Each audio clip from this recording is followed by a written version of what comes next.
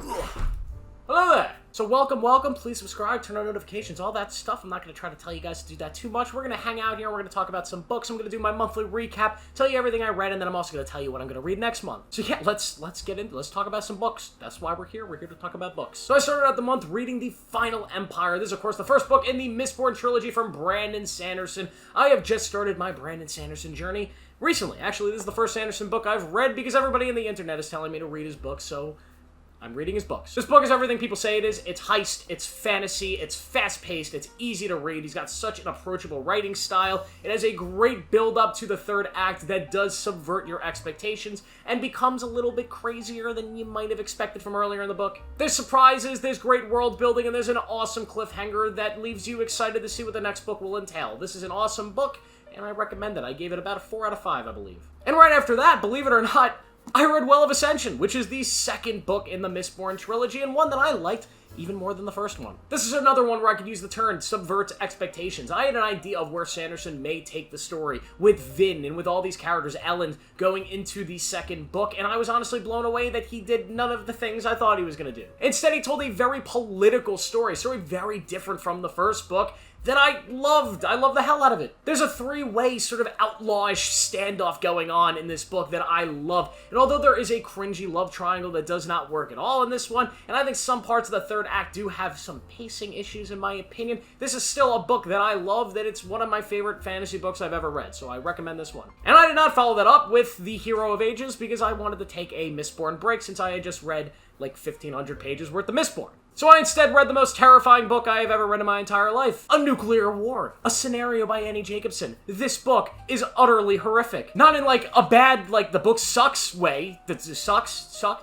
Does it suck? Neither the book sucks. It doesn't suck. It's actually great. It's just that it's miserable. It's terrifying. This book gave me nightmares. This book made me think about this world very differently. I only recommend this book if you are not prone to having panic attacks. Because this book revealed to me how close we actually are to the end of the world, how near and dear the end of the world actually is to all of us.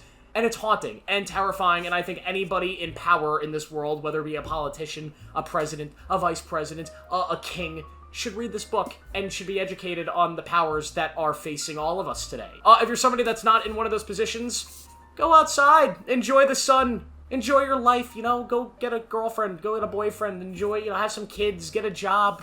Don't think that much about this, because it's horrifying. I followed that up with Nothing to Envy by Barbara Demick. This is a book that follows the ordinary lives of a bunch of people in North Korea during the reigns of Kim Il-sung and Kim Jong-il. Yes, they were all named Kim, all the leaders of that country for some reason. I just pissed off all 0 North Koreans that are watching this video. Sorry, guys. There's a really dark book and a very unique way of writing about North Korea. Instead of just kind of giving a historical lesson on what's going on in the country and telling you directly what is wrong in that country, instead, Barbara Demick follows the lives of a bunch of different people and just outlines the different things they experience in their daily lives, between relationships. You have a girl and a boy who kind of have this weird relationship as they're growing up for 10 years. And we follow like the ins and outs of that and how troubling it was to sustain that in this kind of world and this culture. And through the lives of them and other people detailed throughout this book, we get a very vivid painting of what the world of North Korea actually is, and it's really riveting, and one of the most powerful things I've ever read on this country, and I definitely recommend picking this one up. It's not a meaty guy, it's kind of a smaller book, you can get through it in a day, and it was definitely an educational and great read about this country that is also just kind of terrifying, especially after reading Nuclear War.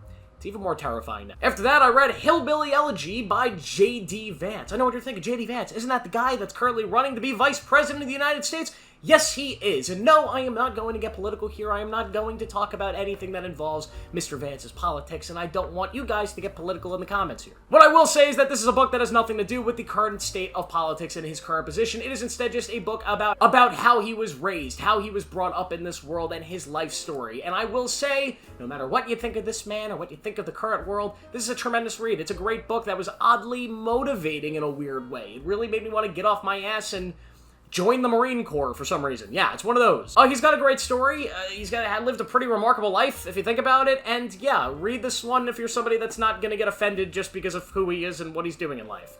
That's all I'll say about that. That's all I have to say about that. And last but not least, I've been reading, and I'm about 250 pages into, The Secret History by Donna Tartt. I've heard so many things about this book. I've heard that it's a modern classic. It is one of the greatest books from this modern era of writing. And I went into it completely blind, not knowing anything other than the fact that it has a really cool cover and art style in a way. It's just so inviting for some reason. I love this thing so far. For some reason, it reminds me of Saltburn. I just pissed a lot of people off, didn't I? It's nothing like Saltburn story-wise, it's just the vibe. The vibes are feeling Saltburn. I just pissed even more people off, didn't I?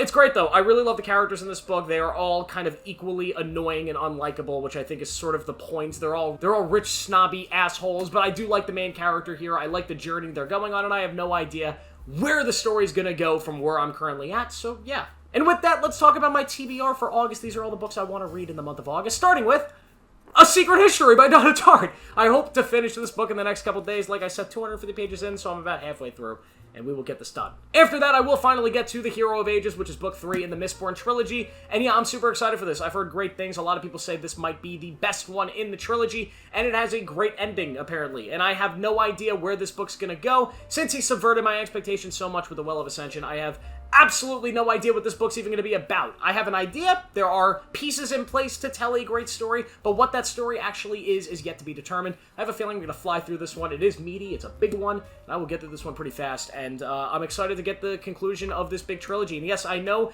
there is a sequel series. You could see it right there. You can see it up there. I have it. I'll read it one day, but I know that series doesn't really connect to this one too much. It takes place in the future, so this is the finale. I will be happy after reading this, I think. Or sad. I've seen people crying after reading the last page of this book. After that, I'm hoping to read a more happy book, a more joyful book to really put me in a better mood. Of course, I'm talking about The Tattooist from Auschwitz. Of Auschwitz, my bad. Yeah, of course, this is going to be a very happy book, right? A Holocaust book. A book that tells more Holocaust history. I think it's about a tattooist in Auschwitz based on the title, believe it or not. I don't know much about this. I just saw the trailer for the Peacock series, and I thought it didn't look that great. But then I saw the book in Target, and I've heard that's great, so I bought it. And I don't know much else about it other than it takes place in a time period and a subject matter that I'm very interested in reading a lot about. I have a lot of books in my TBR about the Holocaust and about World War II, so I'm excited to get to this one. This is a short one. I think I can get through it in like a day or two, so this will be kind of my palate cleanser after Mistborn? Yeah, why not? Let's just call it that. After that, I will be reading Margaret Atwood's The Handmaid's Tale. Of course, I've watched a lot of the TV show here, and I really love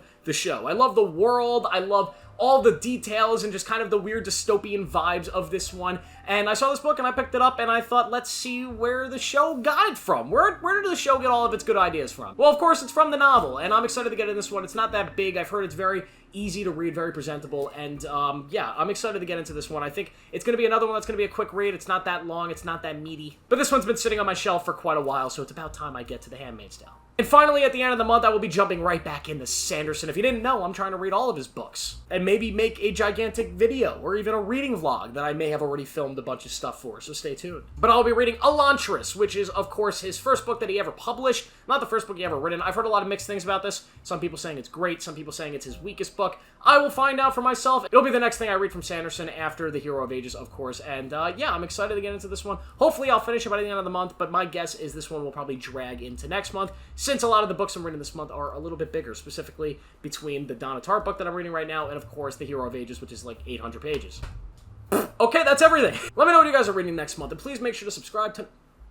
Let me know what you guys are reading next month down below. I want to hear it all. I appreciate you guys hanging out with me for a little bit, and yeah, enjoy your day.